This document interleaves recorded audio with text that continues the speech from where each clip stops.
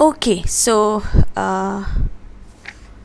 another Microsoft Excel basics, okay, is to entering values. Okay, so entering values in Excel sheet is a child's play, and this chapter shows how to enter values in an Excel sheet.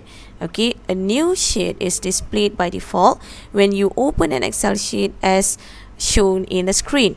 Okay, so sheet area is the place where you type your text. Okay, the flashing vertical bar is called the insertion point, and it represents the location where the where text will appear when you type. Okay, when you click on a box, okay, alright, then the box is highlighted. When you double click the box, okay, so the flashing vertical bar appears and you can start entering your data. So just keep your mouse cursor at the text insertion point and start typing whatever text you would like to type. Okay, so we have typed only 2 words. Okay, example, hello